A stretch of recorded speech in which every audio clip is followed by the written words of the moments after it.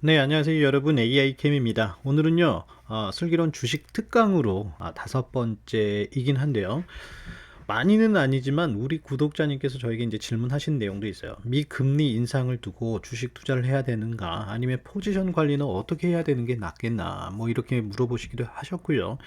뭐 물어보신 대답도 중요하지만 사실은 많은 구독자님과 함께 지금의 상황에서 우리의 대처 방법이라든지 전체적인 흐름에 대해서 조금 이해하고 가는 것도 좋겠다 하는 생각에 한번 조심스럽게 진행을 해보려고 합니다.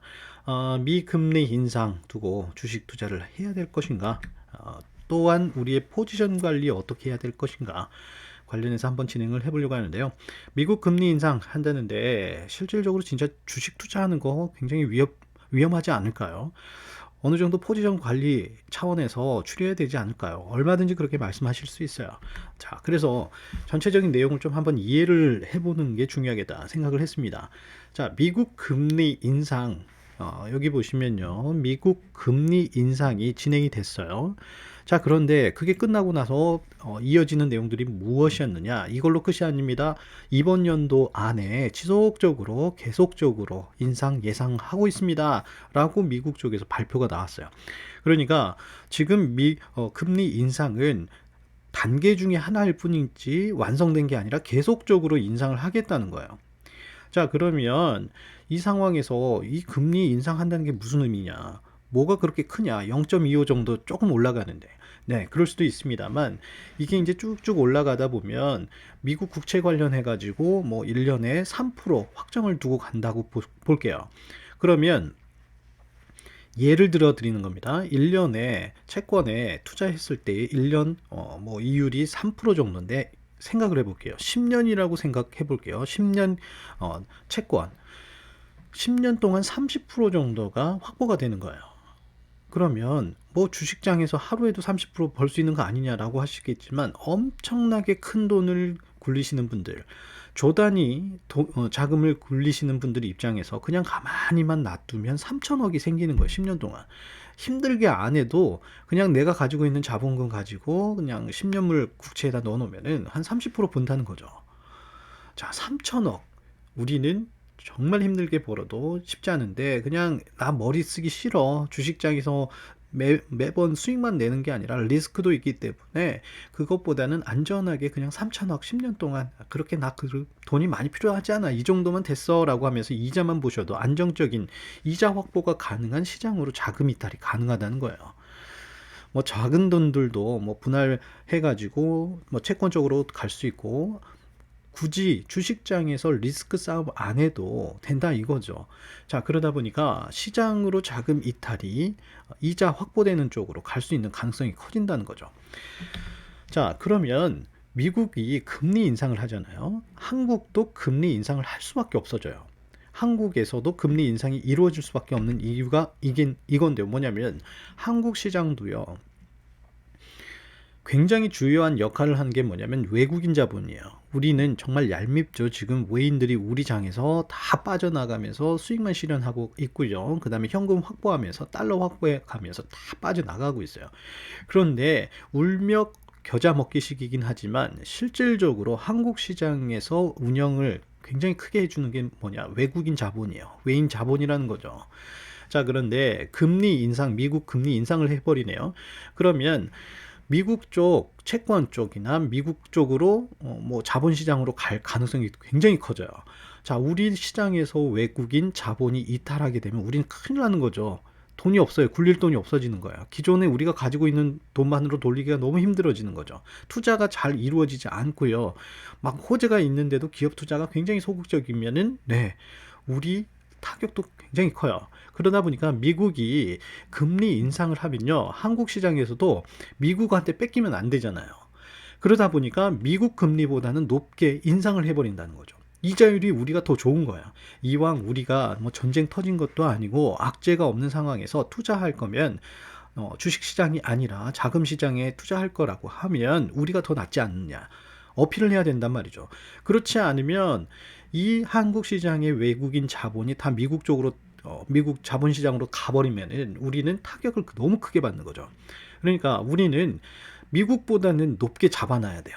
그래야지 행여나 그래 미국 이왕이면 한국도 안정적으로 돈이 나올 것 같으니까 이율 높은데도 가지 하면서 한국 시장에 투자가 이루어지는 겁니다. 그래서 한국 시장도 금리가 올라갈 수밖에 없어요. 금리가 올라가 버리면 네, 저축률이나 채권 투자율이 높아질 수밖에 없는 거죠. 그러면 우리나라 주식시장의 투자는 외인들이 유지는 해요. 투자는 해요. 악재가 터진 게 아니기 때문에 자신들이 가지고 있는 일부 자금이라고 하지만 굉장히 큰 포션일 수도 있죠. 그것들을 어디로 가느냐?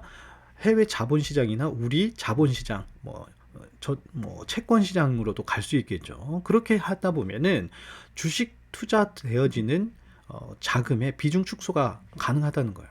예전 같으면 10을 가지고 있었다. 7, 8을 그냥 주식시장에 투자를 했단 말이에요. 그런데 다른 곳도 메리트가 있어요. 그러니까 이제는 4, 5 정도만 줄여버리는 거죠. 그렇게 되면 비중 축소가 이루어지게 되면 이 말이 무엇이냐? 투자 규모가 축소가 된다는 거예요. 우리나라 시장에 대한 투자가 굉장히 증권시장, 주식시장에 투자가 적게 된다는 거죠. 자, 주식시장에 투자가 적어지게 되면 안 그래도 지금 떨어지고 있는 상황에서 활발한 거래보다는 어딘가에 편중이 된다는 거예요. 이런 상황에 있다 보니까 미국 금리 인상이 되면 한국 금리 인상이 될 수밖에 없고 한국 금리 인상으로 인한 자본시장에서의 안정적인 수익 창출이 되는 곳으로의 자금 이탈이 가능할 수도 있다는 거죠. 자, 그렇게 되면 실질적으로 미국 주식 시장뿐만 아니라 한국 주식 시장에도 찬바람이 조금 유지가 될 수 있어요. 생각보다 안 올라가는 거예요. 굉장히 장기적으로 가치 투자를 하셔야 되는 거예요. 자, 그러다 보면 산발적으로 이곳저곳에다 다 해놓으시는 것보다 어느 정도 수익이 나셨다 생각하면은 수익 좀 환산하시고요. 그 다음에 비중을 축소하실 수도 있고, 이 방식은 여러분들이 이제 선택하시는 건데, 예를 들어서 수익 나는 종목을 축소하실 수도 있고, 아니면 나는 손실 중에 있는데 이 종목 좀 계속 가져가야 되겠다. 여러분들이 결정을 하시되 어느 정도 지금 자본력에 있어서 여러분들도 현금 보유하시면서 비중을 축소하시는 게 조금 더 낫지 않을까라고 저는 이제 저의 개인적인 생각으로 말씀을 드립니다. 자, 그렇지만 이제 남겨놓는 종목들 중에서는요, 미래성을 지닌 종목에 투자를 하시는 거예요.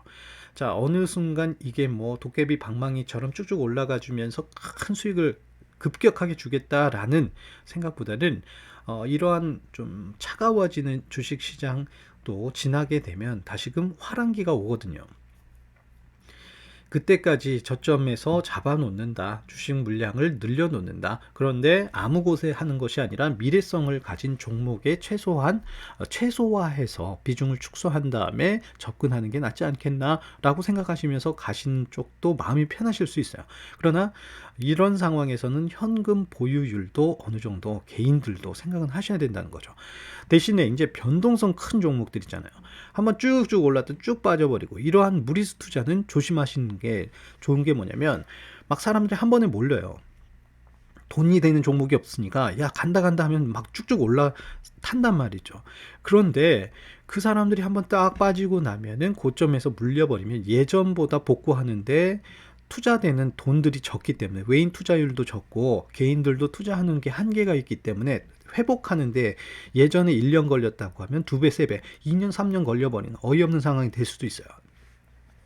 그래서 변동성이 크고 거의 무리수 투자, 거기다가 작전주라고 하죠. 야, 붙어 올라 이런 게 굉장히 많아질 수 있습니다. 주식시장에서 크게 사람들 돈이 붙지 않다 보니까 한 종목에 서로 알면서 무리수 투자하면서 도박같이 하는 막 투자가 이루어질 수 있어요. 거기에 이제 한번 잘못 걸리셔버리면 크게 이제 물리신 다음에 아주 장기적으로 가실 수 있어요. 왜냐하면 한국 주식시장과 미 주식시장에 찬바람이 불고 있는 상황에서 투자 금액이 상대적으로 축소되어 있는 상황에서 외인들도 투자 안 해주고 개인 쪽에서도 이번에 타이밍 끝나고 나서 더 이상 투자가 안 붙으면 복구가 안 되는 거죠.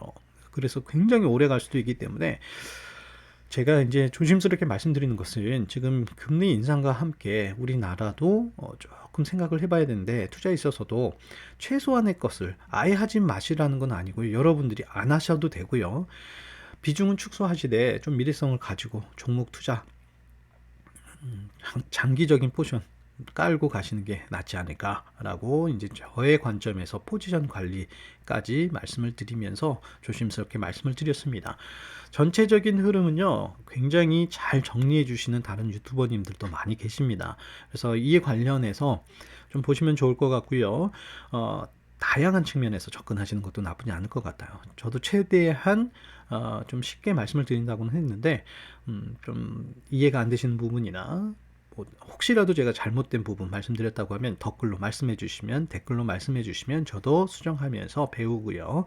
그렇게 서로 좋은 내용들 공유하면서 발전적인 의견들을 나눴으면 참 좋겠습니다. 이 정도 선에서 마무리하도록 하겠습니다. 감사합니다.